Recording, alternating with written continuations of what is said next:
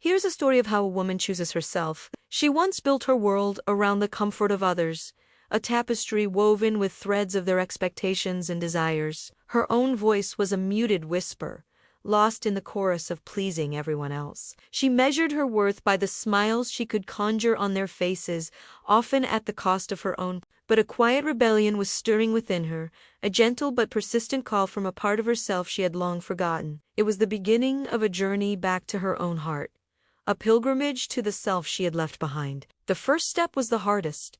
It was learning to say no, not with anger or resentment, but with the quiet strength of someone honoring their own needs. It felt like a betrayal at first, this radical act of prioritizing her own peace. She traded chaotic nights for quiet evenings with a book, swapped draining conversations for walks in nature, and slowly, deliberately, began to carve out sacred space just for herself. In this newfound stillness, she began to hear her own thoughts, feel her own feelings, and rediscover the rhythm of her own soul. This was the start of her healing, a gentle mending of the spirit. With healing came a profound and unconditional self-love. She started to see the beauty in her imperfections, the strength in her scars. She looked in the mirror and saw not a collection of flaws to be fixed, but a woman who had survived, a warrior who had fought silent battles and emerged with a softer, wiser heart. She began to nourish her body, mind, and spirit